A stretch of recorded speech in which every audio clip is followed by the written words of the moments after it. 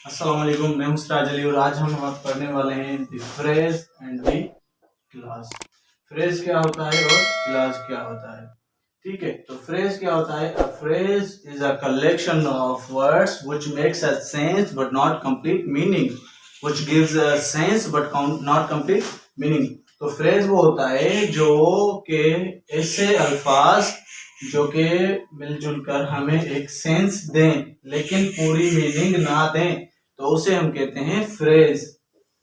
Example, in the east, मैंने लिखा हुआ है इन द ईस्ट। ठीक है, तो यहाँ पे एक वर्ड है, ये दूसरा वर्ड है, ये तीसरा वर्ड है।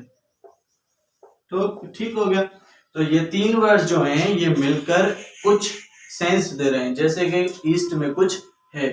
ठीक है, एक सेंस दे रहे हैं, इसकी पूरी मीनिंग नहीं निकल रही कि ईस्ट में क्या है, क्यों है, किस लिए है, ये कुछ भी नहीं बताया जा रहा, कुछ भी मीनिंग पूरी नहीं मिल रही, जिस वजह से हम इसे कहेंगे कि ये फ्रेज है। अभी हम आ जाते हैं दूसरे एग्जाम्पल पे। जैसे यहाँ पे लिखा हुआ है मैंने दी रेड कार। ठीक है, तो यहाँ पे भी तीन वर्ड्स लिखे हुए हैं मैंने।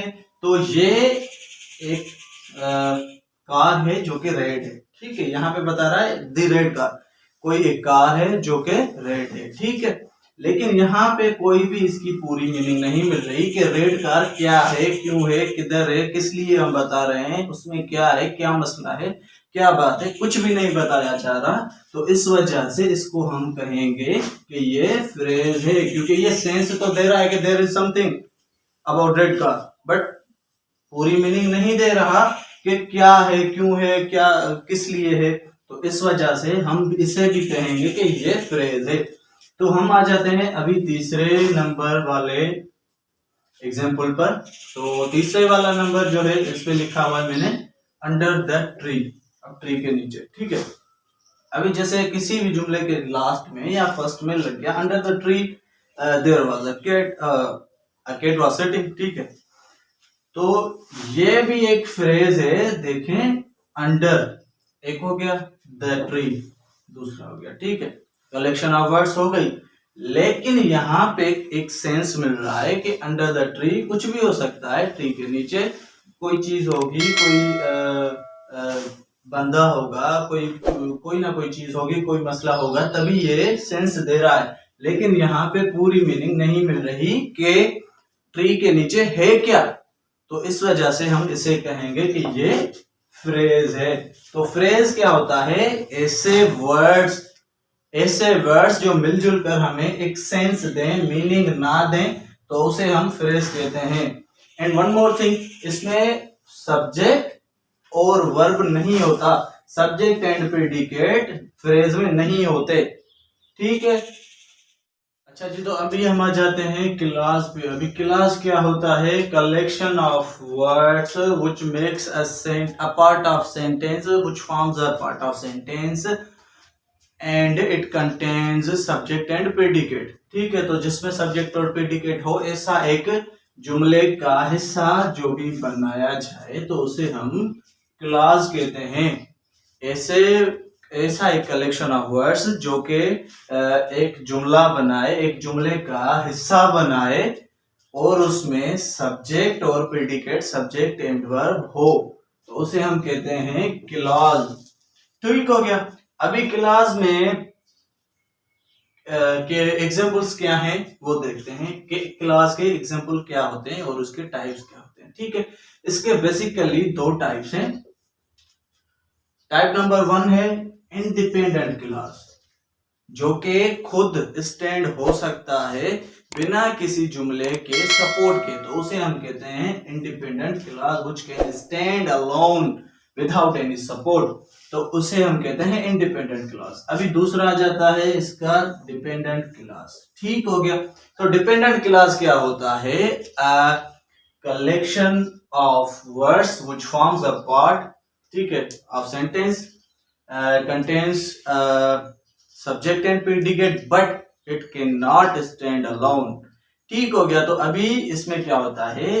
ऐसा क्लॉज जो स्टैंड अकेले ना कर सके तो उसे हम कहते हैं डिपेंडेंट।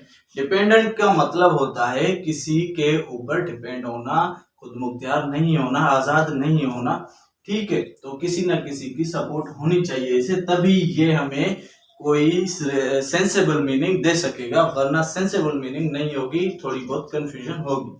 ठीक हो गया। तो अभी इसके टाइप्स के एग्जांपल्स क्या होते हैं वो जानते हैं। अभी मैंने इधर एक एग्जांपल लिखा हुआ है, we walked together when he came at my home. हम साथ चले, हमने साथ वॉक की जब वो हमारे घर आए।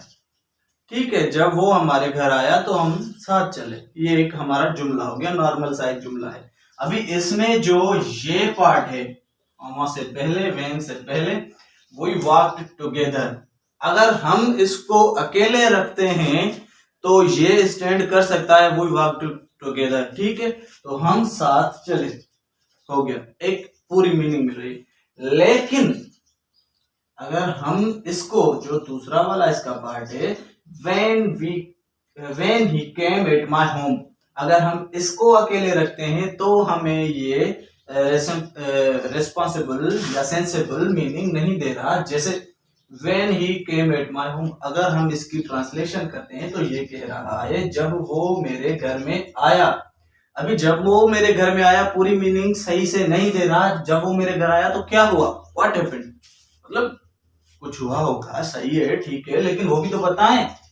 तो मतलब ये जो है ये स्टैंड नहीं कर सकता, लेकिन जो ये इसका पहला पार्ट है ये स्टैंड अलोन कर सकता है, अकेले खड़ा हो सकता है। तो इस वजह से ये जो हो गया, ये हो गया इंडिपेंडेंट क्लॉज।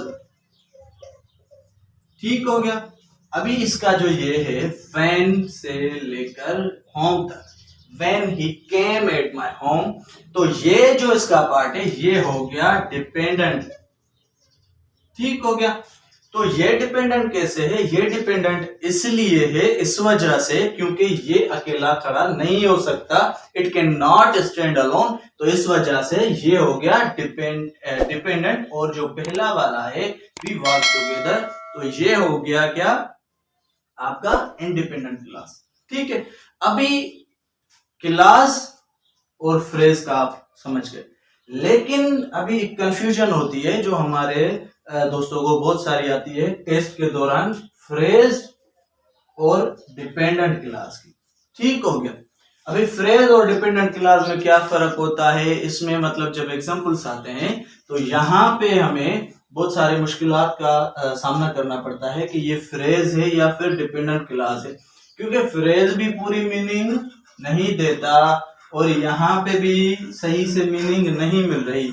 लेकिन जब आप इसको सही से देखेंगे, सही से पढ़ेंगे, तो आपको पता चलेगा कि ये जो डिपेंडेंट क्लॉज है इसमें सब्जेक्ट एंड प्रेडिकेट होता है, लेकिन फ्रेज में सब्जेक्ट एंड प्रेडिकेट नहीं होता, जिसकी वजह से इन दोनों में बहुत सारा डिफरेंस होता है। जैसे कि हमने लिख दिया है यहाँ पे when he came at my home, और इधर हम लिख देते हैं in the kitchen।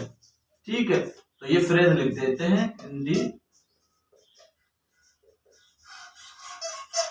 ठीक हो गया। ये यहाँ पे लिखा हुआ है मैंने in the kitchen, ये है एक फ्रेज। अभी यहाँ पे देख लें आप, 3 वर्ड हैं, लेकिन 2 वर्ड हैं, लेकिन यहाँ पे पूरी मीनिंग नहीं मिल रही।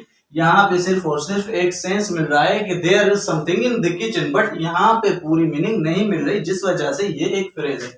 लेकिन इधर ही आप इसको देख लें, when the came at my home, यहाँ पे आपको सब्जेक्ट और प्रेडिकेट सब कुछ मिल रहा है, जिस वजह से ये आपका हो गया डिपेंडेंट क्लॉज। ठीक है, ये हो गया आपका फ्रेज और ये हो गया आपका डिपेंडेंट क्लॉज।